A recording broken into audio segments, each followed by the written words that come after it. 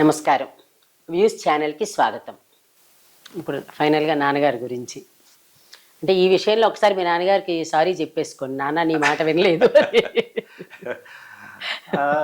నాన్నగారికి నాకు తెలిసినంత వరకు పై లోకాల్లో ఉన్నా కూడాను ఒక ఆర్టిస్ట్గా డెఫినెట్గా ఇప్పుడు డాక్టర్స్ అవ్వాలి అని కోరుకుంటారు. అది వేరండి. సినిమాలో ఎందుకు వద్దనుకుంటారంటే వాళ్ళు పడిన కష్టాలు వాళ్ళకి తెలుసు. అందుకే పిల్లల్ని పెద్ద హీరోలు అలా వదిలేసేస్తే చాలా మంది మా పిల్లల్ని రానివ్వలేదని అంటారు. అవునండి, ఆ తిప్పలు పడిన వాళ్ళు పాపం పిల్లలు పడకూడదని మంచి మనసు.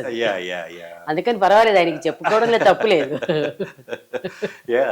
మీ ద్వారా మా నాన్నగారికి డెఫినెట్ గా సారీ చెప్పుకోవాలి. ఆయన మాట విన్నందుకు, ఆయన నన్ను యాక్చువల్లీ పోలీస్ ఆఫీసర్ అవ్వమంటే యాక్టర్ అయినందుకు. సో మేబీ ఆయన నన్ను తప్పకుండా బ్లెస్ చేస్తారు. తండ్రి కాబట్టి నన్ను క్షమించి సరే పర్వాలేదులే, నువ్వు కూడా ఒకసారి ట్రై చేసావు, దాంట్లో తప్పే ఉంది అని ఆయన కూడా అనుకోవచ్చు. సో అదండి. ఒకసారి నాన్న అనేది మీ వర్డ్స్లో చెప్పండి చాలు. మీరు ఎలా డిఫైన్ చేస్తారు మీ నాన్నగారిని? ఒకటండి, నాకైతే డెఫినెట్గా నాన్నగారి ప్రేమను పొందలేకపోయాను అనేది అయితే నేను డెఫినెట్గా ఫీల్ అవుతాను. ప్రతి మనిషికి ఒక కాన్షియన్స్ అనేది, ఒక ఇది ఆత్మసాక్షి అనేది ఒకటి ఉంటుంది. సో దాని ప్రకారం అయితే నేను డెఫినెట్గా చెప్పగలను, నేను నాన్నగారి ప్రేమను బాగా మిస్ అయ్యాను. నేను అంటే లాస్ట్ 4-5 years వరకు కూడాను నా కళలో నాన్నగారు కనపడుతుండేవారు. ఆ కళ మాత్రం నాకు ఇప్పుడు మనకు ఎంత ఆనందపడేవాడిని అంటే, అరే నాన్న బ్రతికే ఉన్నాడు అని చెప్పేసి నేను చాలా చాలా హ్యాపీ ఫీల్ అవుతుంటాను. ఈ కళలు నాకు అట్లీస్ట్ సంవత్సరానికి ఒక 2 సార్లు 3 సార్లు తప్పకుండా వస్తుండేవి over a period of time. ఇప్పుడు ఈ మధ్య కాలంలో కొంచెం తగ్గిందనుకోండి. సో అలాగా నాన్నగారి ప్రేమ అఫ్కోర్స్ నెక్స్ట్ జన్మలో మాత్రం ఒకవేళ ఒక తండ్రికి పుట్టితే నాకు మరో జన్మ అంటూ ఉంటే, తండ్రి మాత్రం ఇంత బిజీగా ఉండకూడదు.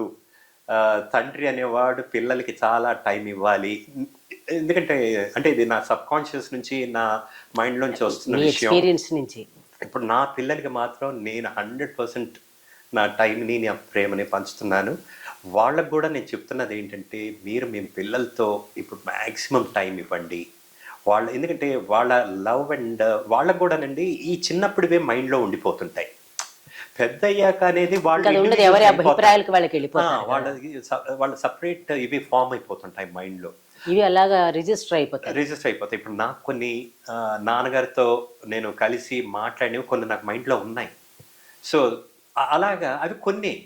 బట్ నేను మా అబ్బాయికి కానీ మా అమ్మాయికి చెప్తుంది ఏంటంటే, మీరు మాత్రం మీ పిల్లలకి మ్యాక్సిమం టైం వెచ్చించి వాళ్ళని ఎంత దగ్గరగా, అంటే లక్కీగా వాళ్ళు ఉన్నారు, పిల్లలతో ఉన్నారు, కానీ నా అనుభవం నేను మైండ్లో పెట్టుకుని వాళ్ళకి చెప్పడం మిస్ అయింది వాళ్ళు అవ్వకూడదు అనేది. ఎందుకంటే మా అబ్బాయి తను ఒక సివిల్ ఇంజనీర్ కాబట్టి మార్నింగ్ 8:30కి వెళ్తే నైట్ 9 వరకు రాలేడు తను.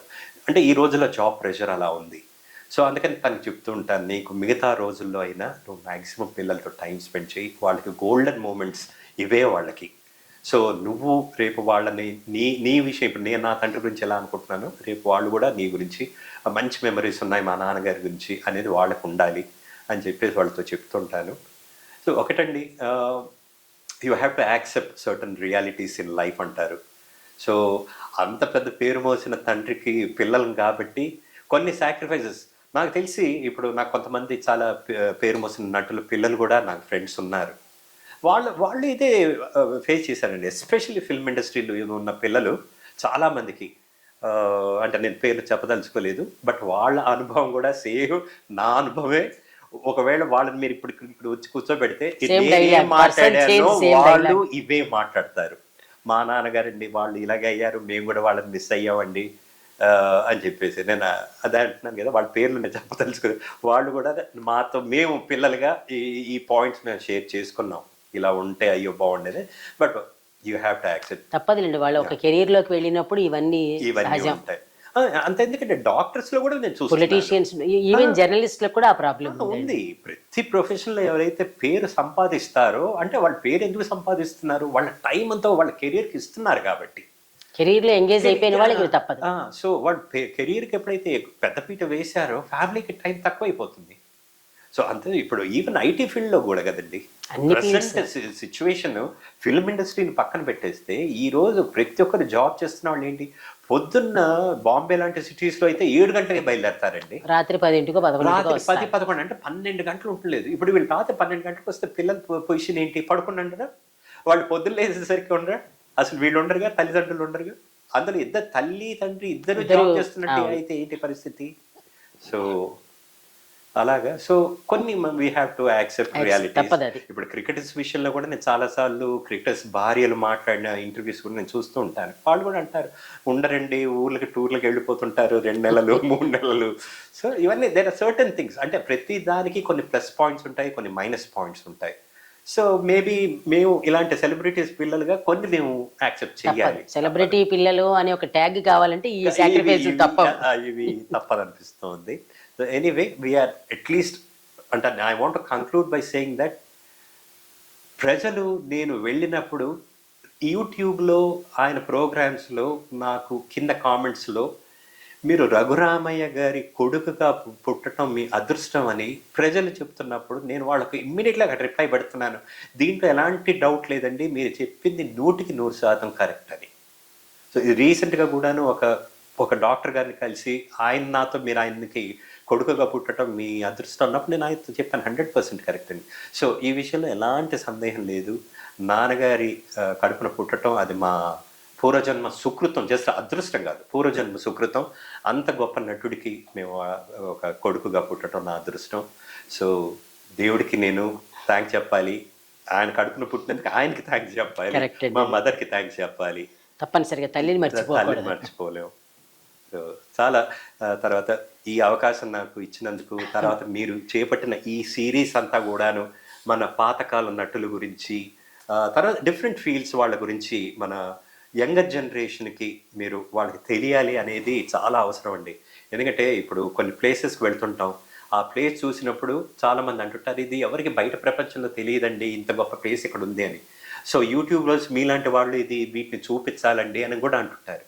సో మీరు చేపట్టిన ఈ పర్టికులర్ చాలా గొప్ప పని పాతకాలపు ఆర్టిస్టుల గురించి, రైటర్స్ కావచ్చు, మ్యూజిక్ డైరెక్టర్స్ అవ్వచ్చు, సింగర్స్ అవ్వచ్చు, డిఫరెంట్ ప్రొఫెషన్స్, వాళ్ళని మీరు ఇంకా వాళ్ళ లెగసీ అంటాం మన ఇంగ్లీష్లో, ఆ లెగసీని మీరు ప్రజలు మర్చిపోకుండా ఉంచడానికి మీరు చేస్తున్న ప్రయత్నం చాలా గొప్ప ప్రయత్నం. తర్వాత ఈ ప్రోగ్రామ్ ద్వారా నాకు ఈ అవకాశం ఇచ్చిన లేదండి, ఏ మాటకి ఆ మాటకి చెప్పుకోవాలి. ఎందుకంటే ఈ రోజుల్లో ప్రతి ఒక్కటి కూడా కమర్షియలైజ్ అయిపోయింది. అలాంటి ప్రపంచంలో ఇలాంటి అటెంప్ట్స్ అనేవి, ఇలాంటివి చాలా అవసరం. అందుకు మీకు అందరికీ థ్యాంక్స్. మీరు అంత మాట అన్నాక నోట్లో మాట రావట్లేదు. సినిమా ప్రపంచంలో వేలుని వేణువుగా చేసుకుని తన గానాన్ని మన చెవులలో పోసిన ఈలపాట రఘురామయ్య గారంటే ఈ రోజుకి కూడా ఆ పాటలు పద్యాలు మనకి చెవులలో మారుమోగుతూనే ఉంటాయి. ఆ పాటలు ఆయన గురించి ఎంతో కొంత మనం పూర్తిగా సేకరించామని చెప్పడానికి వీల్లేదు. ఎందుకంటే రామకృష్ణ గారు రఘురామయ్య గారు పోయే సమయానికి ఆయన వయసు 14 కేవలం. కాబట్టి ఆయన విన్నవి, ఆయనకి అనుభవంలో ఉన్నవి కొన్ని విషయాల్ని మనకి వివరించి ఆయన గొప్పతనాన్ని మనకి చెప్పారు. ఇది ఈరోజు వైజయంతి మాటామంతిలో రామకృష్ణ గారితోటి ప్రత్యేక సంభాషణ. నమస్తే అండి. థ్యాంక్స్ అండి.